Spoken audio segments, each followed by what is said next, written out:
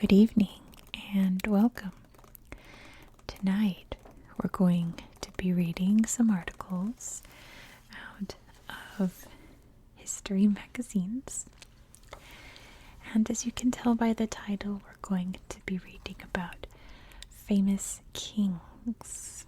I think around this time last year I did famous queens, so it's time for the kings. These articles were chosen by my channel members. They were chosen by all the happy squirrels, Krista and Crystal. And if you would like to participate in choosing which articles I read, along with getting lots of exclusive content, some life updates and things, and even videos before they're published, YouTube added a new feature where whenever I upload a video and schedule it, channel members can watch it right away. They don't have to wait for the time when it uploads. So if you're interested in that, you can click the join button below, or if there's no join button for you, if you're watching on some phones, I know it doesn't appear, click the link in the description box and there's a link that you can click that you can join there. It is only 99 US cents per month, which is the cheapest possible option because I don't want anyone to not be able to afford any extra fun stuff. So, plus you get a shout out at the start of each video. There's lots of perks you can get for that very low price. So, thank you to my channel members, and thank you to the ones who picked these neat articles. Happy Squirrels picked this article because they had never heard of this king.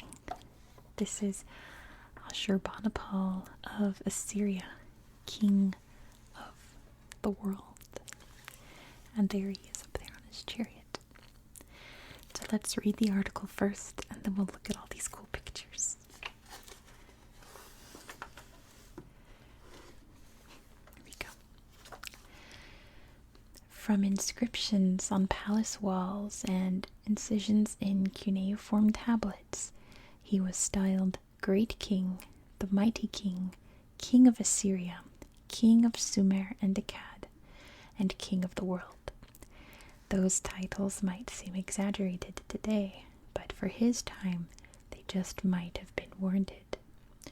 For almost 40 years, Ashurbanipal reigned over the Assyrian Empire and ruled over the largest kingdom of its time, and perhaps the greatest up to the 7th century BCE.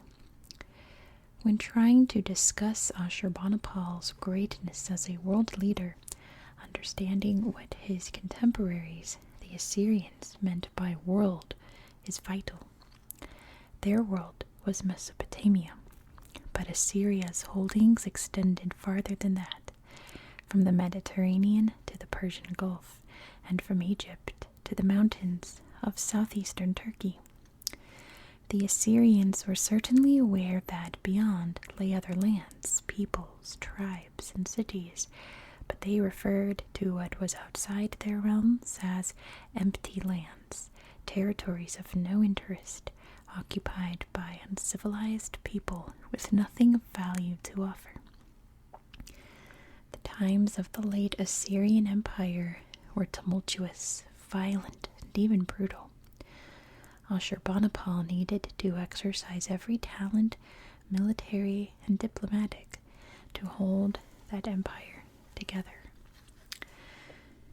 safe from those unknown hordes from the so-called empty lands. Ashurbanipal was born sometime around 685 BCE to King Esarhaddon and one of his 3 wives. When Ashurbanipal was 12 or 13, Esarhaddon began preparing for his succession. The eldest son died before reaching maturity. To avoid squabbling and palace intrigue, the king named both Ashurbanipal and his older half-brother Shamash-shumukin as crown princes. He assigned Shamash-shumukin to rule the city of Babylon, which was under Assyrian control. Ashurbanipal stayed in the capital. Crown Prince Ashurbanipal was trained in military affairs, diplomacy, and administration. He was also tutored in history, literature, archery, hunting, and horsemanship. He mastered the teachings of the priests and scribes and learned to read Sumerian and Akkadian. Possibly by the intervention of the Queen Mother, his grandmother Nakia Sakutu. He was given heavy responsibilities dealing with nobles and the royal court, controlled governmental appointments, and supervised building projects within the Assyrian homeland, and even ran the Imperial Intelligence Service. His mastery of these responsibilities, his demonstrated statesmanship, and his detailed reports to his father led Esarhaddon to leave Ashurbanipal in charge of affairs when he left on a military expedition to Egypt. It was his last. Esarhaddon died in 669 BCE at Haran. The relationships Ashurbanipal had forged with nobles and the military smoothed the transition of power to him after his father's demise. Brawn and brains. Ashurbanipal continued the fights of his father, and like many of his predecessors, he launched his own military campaigns to consolidate his position as king. Where he stood out was in the significance and scope of his military victories. He chalked up successful conquests against Thebes, capital of Upper Egypt, in 664 BCE, and against the Iranian kingdom of Elam at the Battle of Tiltuba in 653 BCE. He put down a revolt by his brother Shamash Shumukin in Babylon in 648 BCE and sacked the city of Susa in 647 BCE. Ashurbanipal claimed in inscriptions that he was the most exceptional Assyrian king. Unlike most ancient leaders, his claim to greatness was not based solely on military prowess. While his victories are certainly featured, lands conquered and enemies subdued, Ashurbanipal boasted the most of his intellectual gifts. I, Ashurbanipal, learned the wisdom of Nabu, which is the god of writing, laid hold of scribal practices of all the experts, as many as there are. Inscriptions refer to his ability to interpret ancient texts, solve complex mathematical problems, and debate theological questions with his court's most renowned sages and soothsayers. In one text, Ashurbanipal styles himself as a disciple of Adapa, the first of the 7 Mesopotamian sages, endowed with intelligence by Ea, god of wisdom. The legendary Adapa lived before the ancient flood that, according to Babylonian myth, had devastated the cities of Mesopotamia. Despite Adapa's omniscience, he never acquired divine status because he refused to accept the bread and water of eternal life offered to him by Anu, the sky god. Because of his refusal, Adapa and all humanity remained mortal. Linking himself to Adapa, a figure central to Assyrian founding myths, Ashurbanipal aligned himself with Assyria's revered ancestors and emphasized his skills at deciphering ancient Sumerian tablets. Borrowed books. Ever keen to present himself as an intellectual, Ashurbanipal set out to create what became his most important legacy, the great royal library at Nineveh. There he gathered the records of Mesopotamian knowledge, from literary texts to medicine, magic, and divination. The process of building up the Assyrian library was long and complex.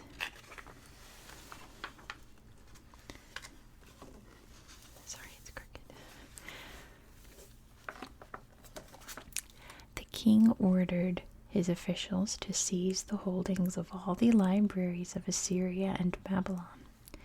In this way, he acquired the private library of Nabu-Zukupkinu, former scribe of Sargon II and Sennacherib, which included a large collection of divination texts based on astronomical and meteorological observations.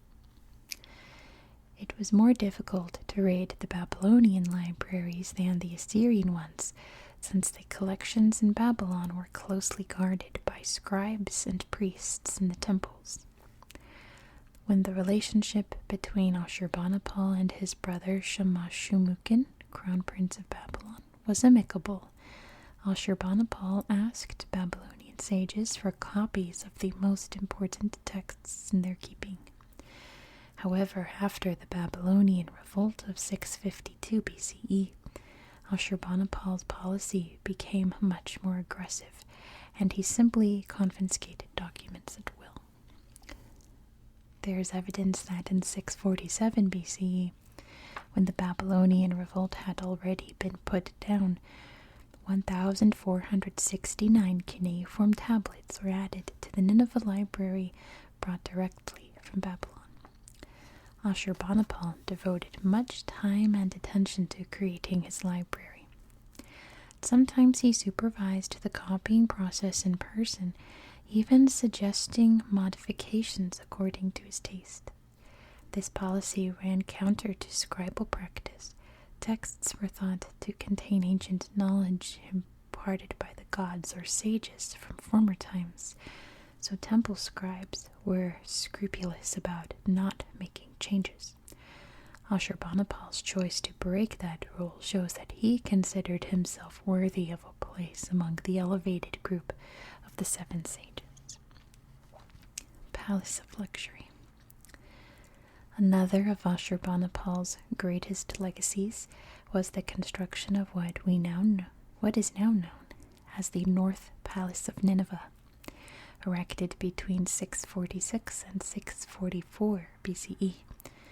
The momentous building project was made possible largely thanks to the loot and material resources captured in Assyria's decisive victories over Elam and Babylon. The North Palace stood raised on a large terrace around 20 feet high, next to the Temple of Ishtar, a goddess whom Ashurbanipal asked to protect his new residence. Hundreds of laborers and conscripts, including many prisoners of war, were put to work on the palace under the orders of the king. Like the vast majority of Assyrian buildings, the North Palace was built of mud brick, so little remains of the original structure. Fortunately, though, the buildings were decorated with stone bas-reliefs, many of which have survived. Their artistry and the depth of their detail yield valuable insights into the life and personality of the Assyrian king. Ashurbanipal sought magical protection for his lavish palace to keep evil spirits at bay. The practice was nothing new. His grandfather Sennacherib and great-grandfather Sargon II had entrusted the work of protection to the Lamassu, colossal bulls and winged lions with human heads. But Ashurbanipal dispensed with these impressive creatures, turning instead to representations of the Sebeti, powerful, protective spirits from Mesopotamian mythology, to guard his throne room. Many of the reliefs in the throne room depicted battle scenes commemorating Ashurbanipal's great military victories, including the campaigns against Babylon, Elam, Egypt, and the Arab tribes. Although Ashurbanipal rarely accompanied his soldiers onto the battlefield, he created a powerful iconography through these elaborate reliefs that would preserve a legacy as a great military leader. In the palace's private rooms, which few had access to, the king chose a slightly different emphasis for the reliefs.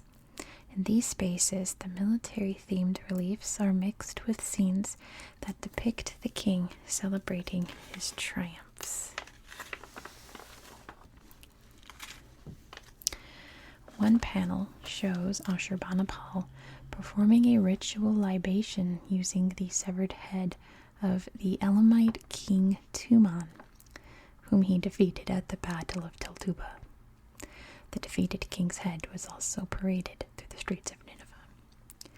These images of military victories and triumphal celebrations seem contrived to send visitors a clear message of the price paid by those who dared to resist Assyrian power. Perhaps the most famous piece of art from the North Palace are the reliefs of a lion hunt, the sport of kings in ancient Assyria. Rendered in a striking, lifelike manner, Ashurbanipal and his retinue kill multiple lions, whose painful deaths are shown in gruesome detail. King's Lament. Ashurbanipal assumed the throne when he was only 16 and ruled for 38 years. He presided over many campaigns from the Nile to the Persian Gulf. Most often he stayed in Nineveh, keeping watch over the empire's administrative machinery and dealing with palace intrigues, while his generals conducted the wars. As Ashurbanipal ages, his writings change. On the last tablet known to be authored by him, he does not sound like the confident conqueror. I did well unto gods and man, to dead and living. Why have sickness and misery befallen me?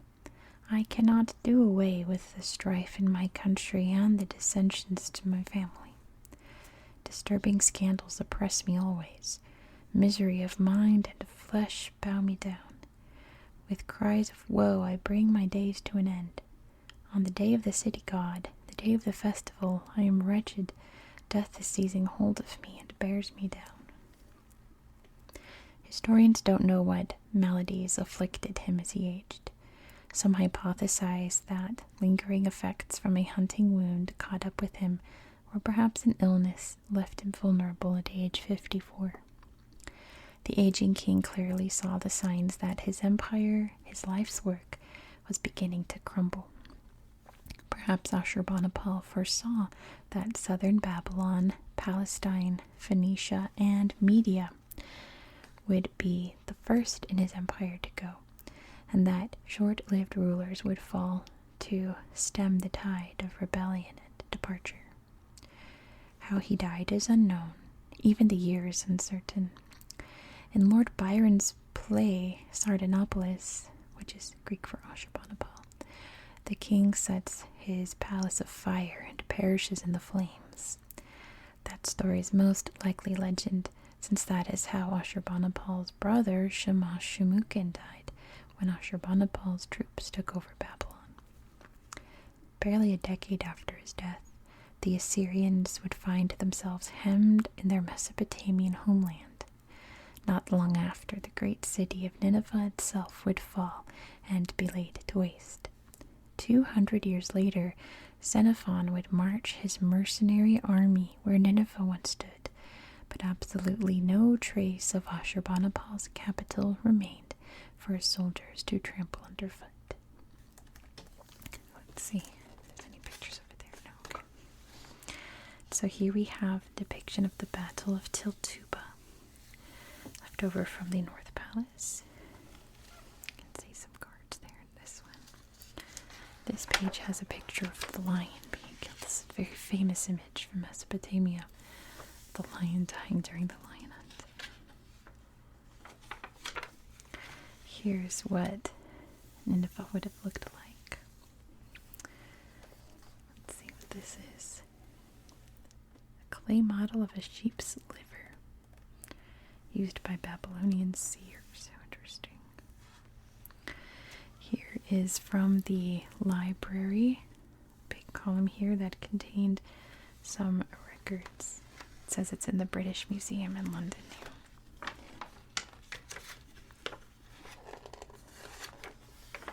we go. Some of what's left of Babylon.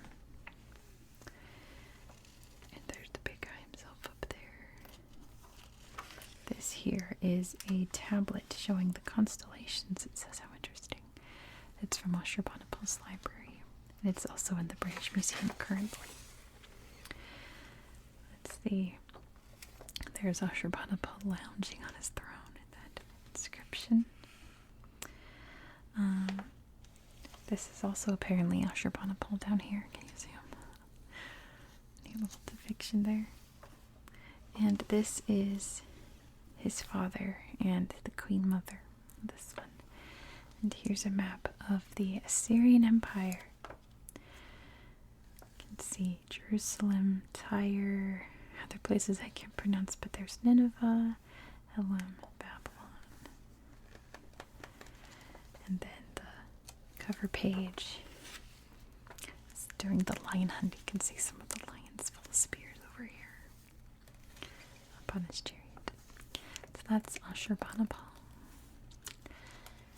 Next, we're heading over to a king that you've all heard of, 100%. Because a very famous piece of technology is now named after him. But I gotta find the article first. No spoilers. Here we go.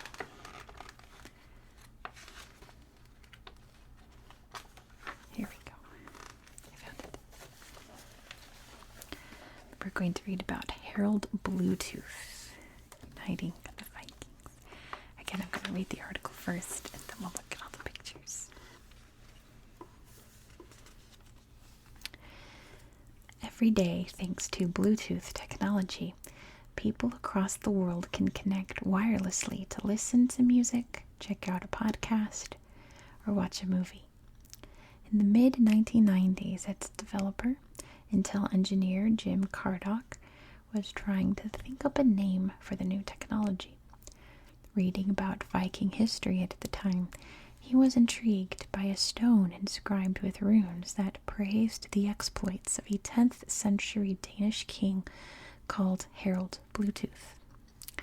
The stone described how Bluetooth had brought the Danes together as one people and conquered Norway. It occurred to me that his name would make a good code name for the program, Cardock wrote. Other names were considered, but the Viking ruler's moniker stuck. Bluetooth technology set out to conquer and connect the modern world, just as King Bluetooth had connected and conquered swaths of Scandinavia more than 1,000 years before. Birth of a dynasty. Harald Bluetooth's life spanned the 10th century. During his 30-year reign, he overran Norway, completed the conversion of Denmark to Christianity, and erected fortresses to glorify his name. Although his life would end in strife with his son, Svein Forkbeard, his dynasty held firm. His grandson Canute would later rule England, Denmark, and Norway.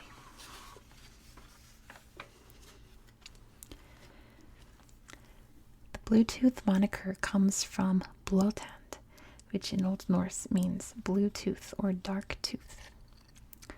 Tradition says that the nickname came from the kings having a darkened or bad tooth, but hard evidence of his dentition does not exist. Bluetooth had another name, Harald Gormson, or Gorm's son. Exactly how his father Gorm rose to power is uncertain. He seems to have been a native Jutlander, or in English we say Jutlander. In 936 CE, Gorm took control of northern Jutland from the Swedes, creating a kingdom centered on the town of, as we say in English, Jelling. Gorm's efforts to keep and pass on this realm to his heir reflects a general trend in 10th century Scandinavia. Viking kingdoms had emerged in previous centuries thanks to wealth amassed through plunder round the North Sea. Later in the 900s, they started to develop into centralized monarchies. What Gorm began in Jelling, Bluetooth and his heirs consolidated. This Jelling dynasty was also shaped by another key transformation in the 10th century, the Christianization of Scandinavia. The Bluetooth Saga. Two famous rune stones at Jelling were impressive monuments to a new, stable style of rule. The older and smaller of the pair was inscribed by the pagan Gorm to commemorate Thyra, his wife and the mother of Bluetooth. The larger stone was raised by Bluetooth. On one side it bears an engraving of Christ hanging from a tree, the earliest visual depiction of Jesus in Denmark. On another face is a runic inscription that would, centuries later, inspire the creator of Bluetooth technology. And it says it there in Danish. I'm not going to bother reading that. I'm embarrassing myself. We're going to read the English translation. And it says, Harald won for himself all of Denmark and Norway and made the Danes Christian. The claims inscribed on the Jelling stones are, of course, propagandist. For a more nuanced picture of Bluetooth's achievements and failures, historians consult a variety of medieval sources. One key document is a saga written in Iceland in the 13th century by Olafur Björnþarsson, the nephew of Snorri Sturluson, another famous chronicler of the Vikings. Entitled the Knitlinga Saga, Olafur's account begins with Bluetooth's ascension. He was a strong ruler and a great leader in war.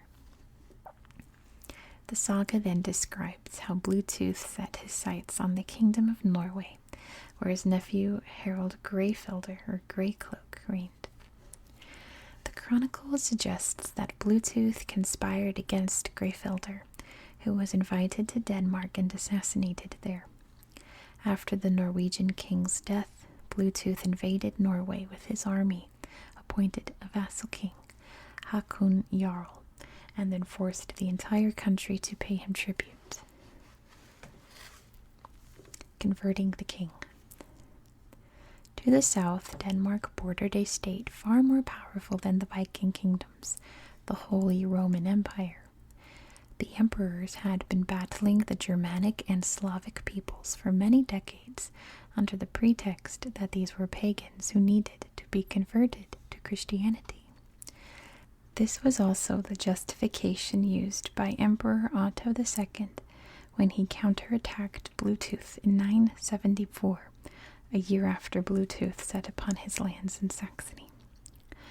According to the Knitlinga Saga, Otto attacked the king of Denmark and tried to convert the Danes to Christianity, but the Danish king had no intention of embracing the Christian faith and faced him, Otto, with his army.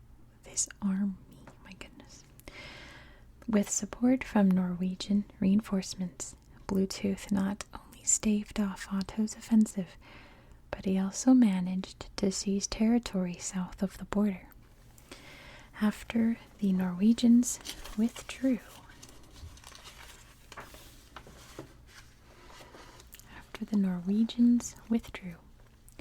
however, Otto regained lost ground and even moved north of the Danevirk, a defensive line of walls and trenches that had been the border between Christian and pagan lands. The saga sows confusion as to when Bluetooth converted and whether there was religious motives for Otto's offensive. It is likely that conversion happened in 965, some years before Otto's attack. The most detailed extant account is found in the Deeds of the Saxons, written in the late 10th century by Saxon chronicler Wittikind of Corvey, a monk from northern Germany. Wittikind states that even before Bluetooth's conversion, the Danes had accepted Christ as a god while still worshipping their own deities, who they believed were more powerful. According to Wittikind, Bluetooth received a priest called Popo, who had traveled from Cologne and spoke to the king about faith. Let's read this quote. Popo declared that there is one true God, the Father, together with his only begotten Son, our Lord Jesus Christ, and the Holy Spirit, and the Danish gods were verily demons, not gods. King Harald, quick to listen and slow to speak, asks if Papa wishes bodily to demonstrate his faith. I see. Unhesitatingly, Papa affirms his willingness. The king orders a piece of iron to be heated and demands that it shall be carried by Papa. Now the confessor of Christ unhesitatingly carries the iron as far as the king orders. The priest then shows everyone his unharmed hand. At this the king decrees that Christ is to be worshipped as the only God. He orders all of his subjects to renounce the idols and honor the priests and servants of God. Resistance to religion. The transition to Christianity was not a smooth one, however. The Knitlinga saga recounts that Bluetooth forced the Norwegian vassal king Hakon Jarl and his men, who were at the Danish court, to be baptized. He then sent Hakon Jarl, along with priests, into Norway with the mission to baptize all Norwegians. But Hakon Jarl remained unswayed by the new religion. After leaving the Danish court, so many pictures, my goodness. After leaving the Danish court, he renounced the Christian faith and returned to Norway, where he set about offering lavish sacrifices to the Norse gods.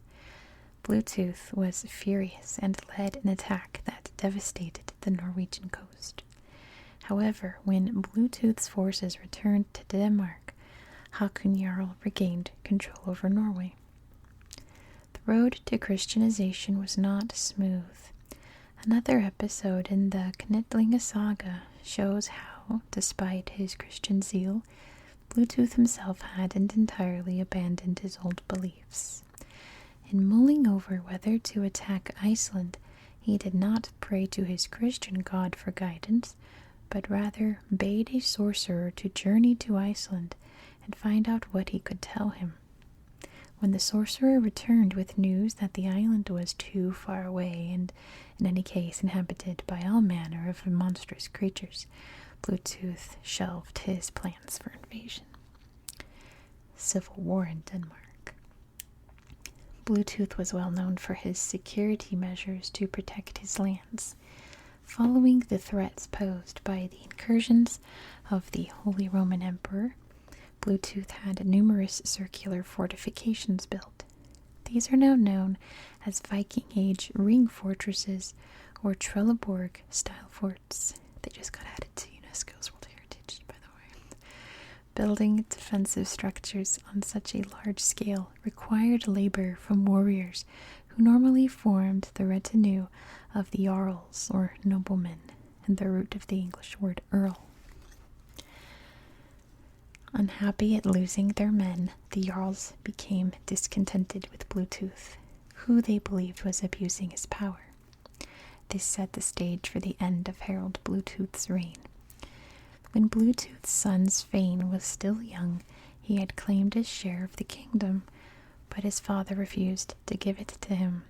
According to the Knitlinga saga, since Svein was the son of a concubine, his father had no great affection for him and refused to give him any land to rule over.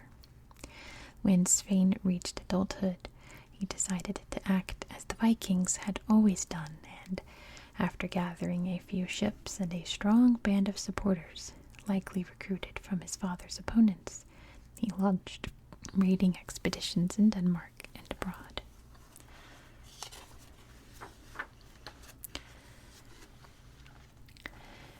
Bluetooth raised an army and attacked his son's forces.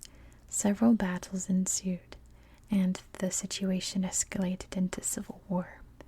In one fight, Bluetooth's troops finally defeated Svein's, but in the fray, Harald had been wounded.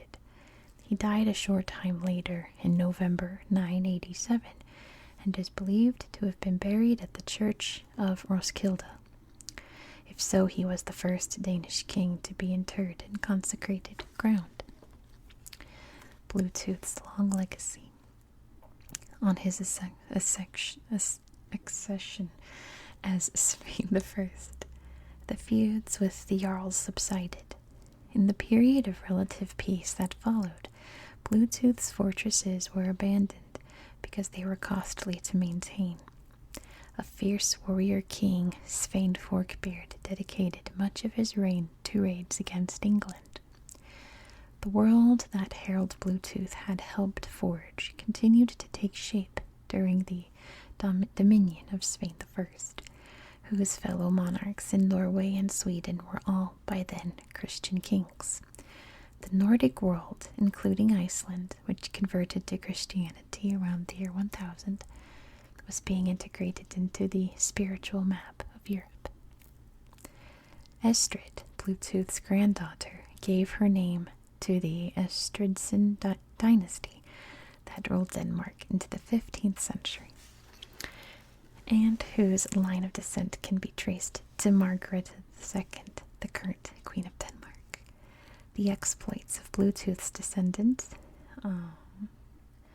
Knutur Enriki, better known as Knut, would have far-reaching consequences for English history.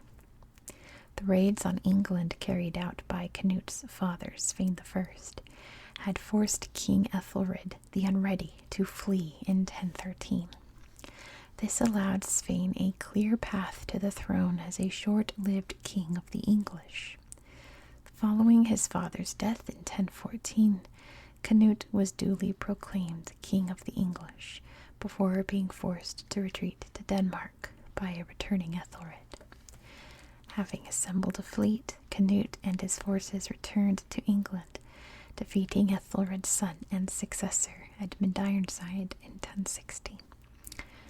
As England's new king, Knut stopped Viking raids and ushered in a 2-decade period of stability and prosperity. 2 years later, he succeeded his brother as king of Denmark and expanded his territory. By 1026, the Jelling dynasty, consolidated by Harald Bluetooth, stretched from the southwest of England to the far northeast of Norway. Let's see if there's any other pictures over here. No, okay. So let's see.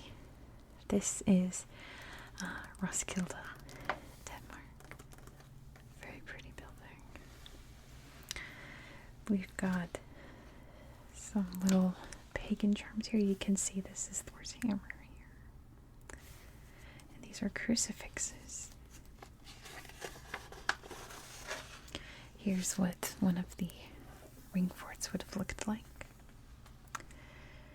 We've got a depiction here of some Norse gods.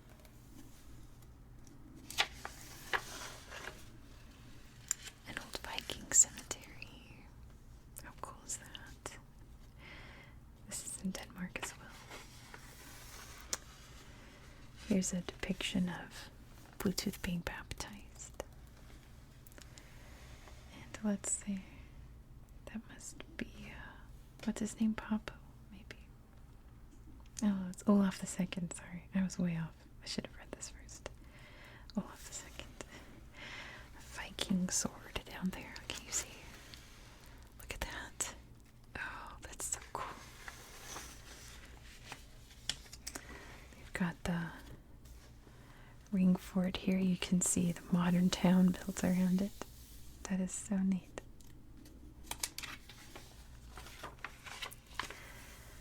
Some Viking treasures here.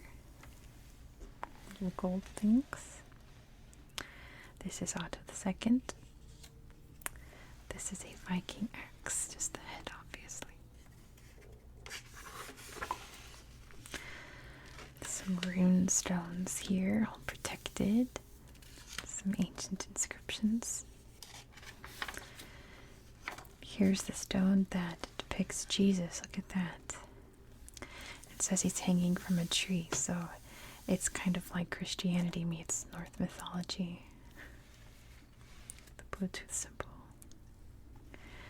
And there's a depiction down here of Harald Bluetooth right there. Let's see this writing. Icelandic saga. This is by Snorri Sturluson. And here would have been his kingdom up here.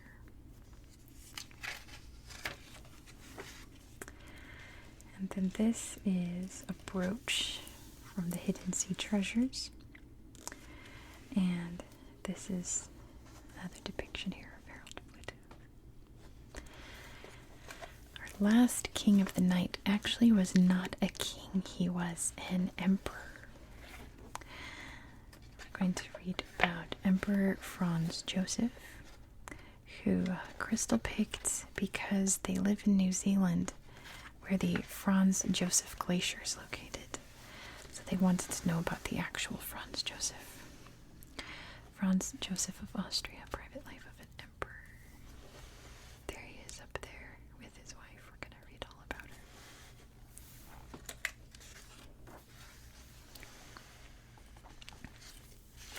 Okay, let's read it and look at all the pictures.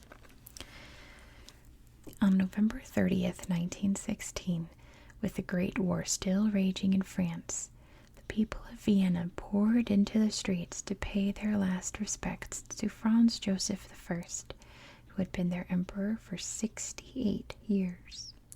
His death ended a long chapter in Austrian history, remembered now for its glorious waltzes, composers, and art.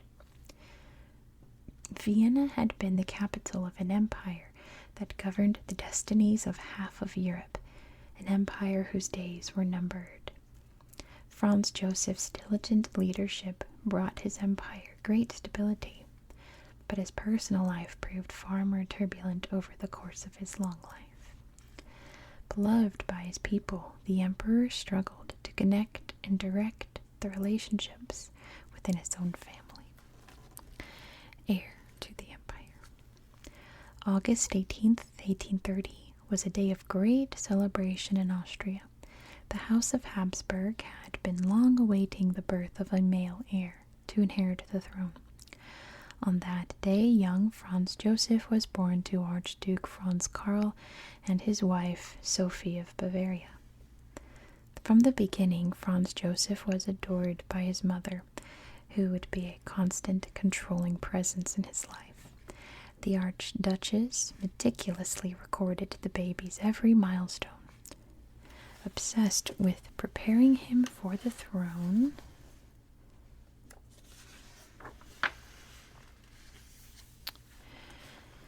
Sophie, along with State Chancellor Prince Clemens von Metternich, designed Franz Josef's education, preparing a rigorous regimen of classroom study as well as physical education with a strong military discipline throughout.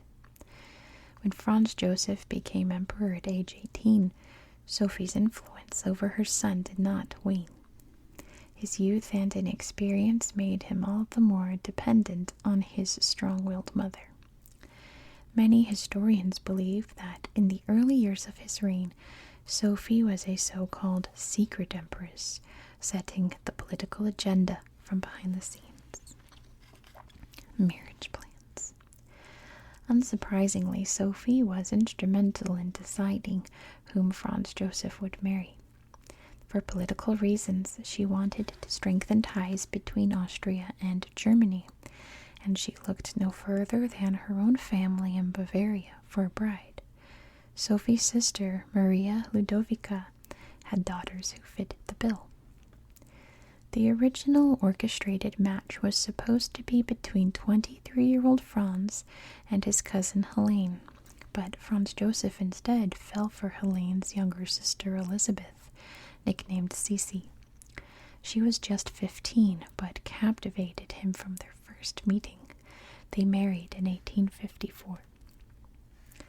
Little did Franz Josef know that he would forever be overshadowed by his wife. He loved Sisi dearly, but really never understood her.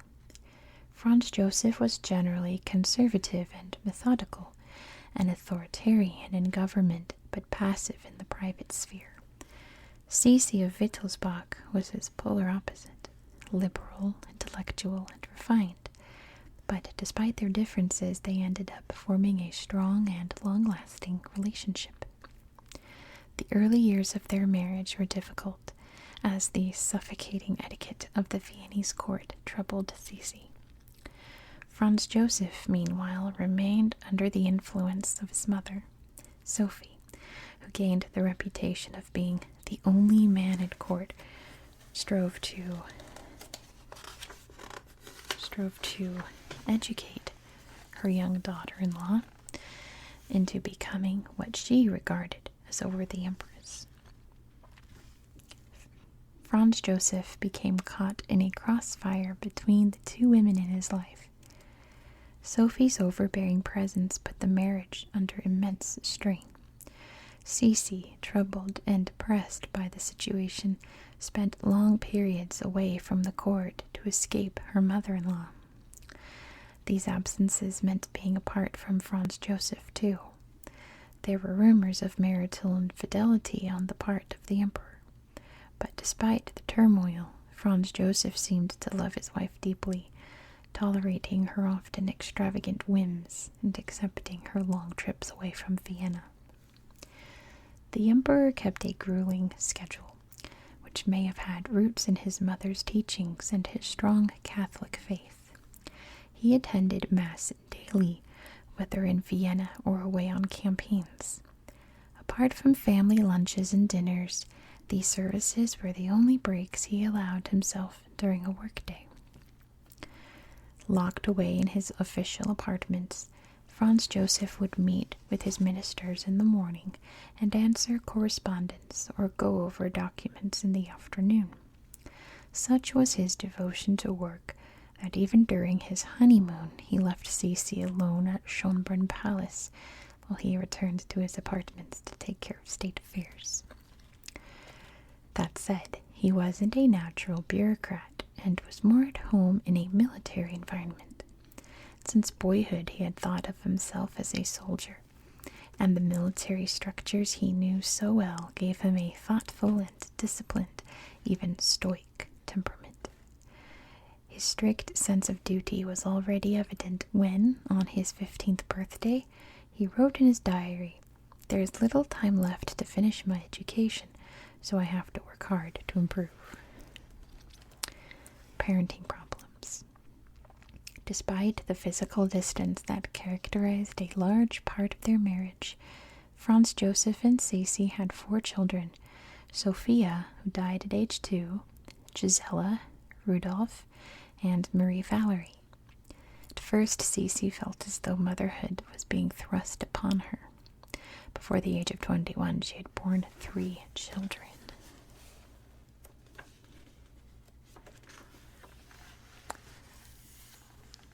The upbringing of the royal children only increased the tension between Franz Josef's mother and bride. Sophie believed her daughter-in-law to be incapable of caring for the small children and took over their upbringing and care. Sisi withdrew more and more from court life to escape Sophie's expectations, which also distanced her from her family. The emperor had a close and loving relationship with his daughters. The youngest one, Marie Valerie, left a diary, a priceless source of insights into the family life. In it, she portrays Franz Josef as an endearing father and later grandfather. Perhaps the only notable conflicts arose when the royal daughters were to be married. Archduchess Gisela was only 15 when she sought to marry Leopold of Bavaria. Marie Valerie rejected her father's choice of the Duke of Braganza, heir to Saxony, preferring Archduke Francisco Salvador of Austria-Tuscany.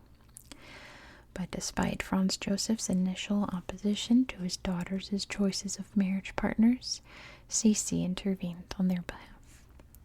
The empress's influence won out in the end, and Franz Josef relented on both counts. The relationship between father and son was far more complicated. The emperor hoped Rudolf would be raised in the same fashion as he had, with an emphasis on military discipline, obedience, and Catholic virtue. Sisi, who had been away from court during the boy's early years, returned and was horrified by the harsh education her husband was inflicting on their son. The emperor believed Rudolf was too sensitive and in need of toughening up. Sisi intervened, going as far as threatening to leave her husband if these methods did not change. The emperor, still madly in love with his wife, relented despite the scandal it caused. Troubled times. But Franz Joseph's attitude toward Rudolf did not abate as the boy grew up. He continued to believe his heir lacked the qualities essential for an emperor. In his father's opinion, Rudolf had no interest in the military, was lax in his Catholic observance, and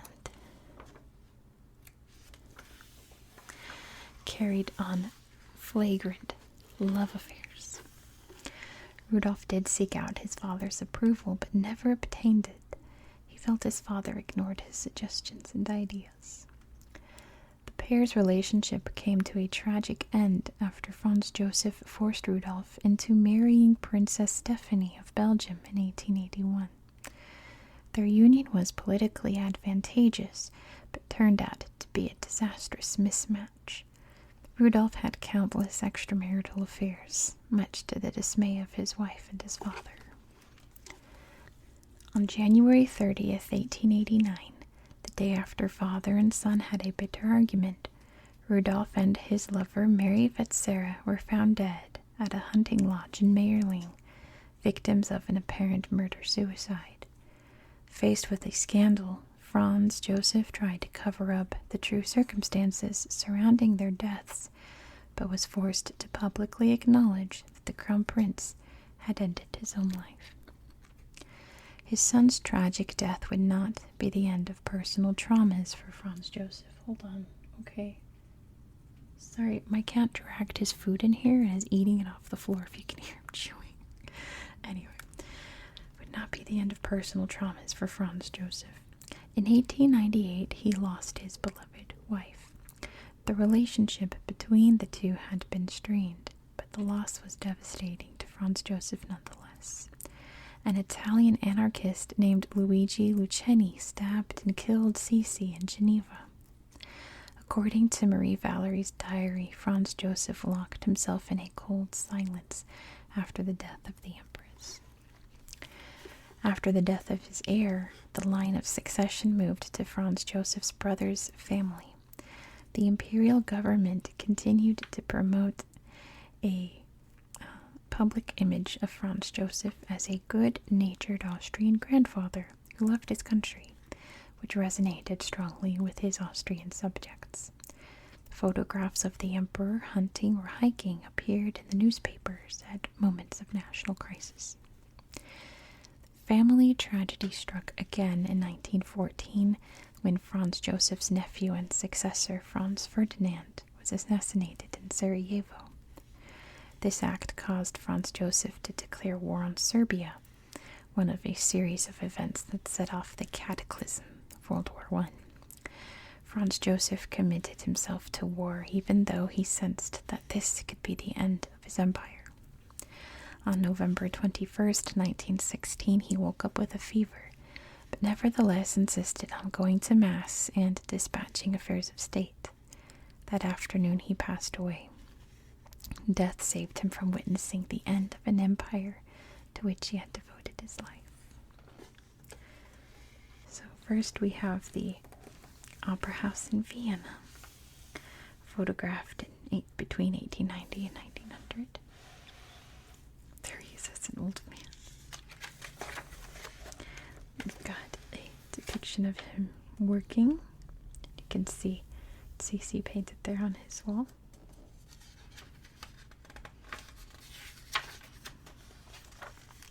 Ashurbanipal, right? I'm not sure, but the caption talking about how that's Maria Theresa, his great-great-grandmother, very famous empress. There's a postcard of him hunting. Down here is his cigarette case, which has a bunch of names written on it, but it doesn't say who they are. This is a beautiful staircase. Something about that Austro-Hungarian architecture. It's so beautiful. Reminds me of like Versailles. This is Schönbrunn Palace for sure. Very pretty. And let's see, there he is with a very good friend, if you know what I mean. the imperial eagle. This really beautiful, beautiful painting here, which you can see. Franz Joseph's right there, surrounded by all these beautiful women, probably asking to waltz. Here's a family portrait. Let's see, there he is. That's Cece. And the children, I suppose. 3 children and son-in-law. Okay. And there's Cece, photographed at the age she got married at.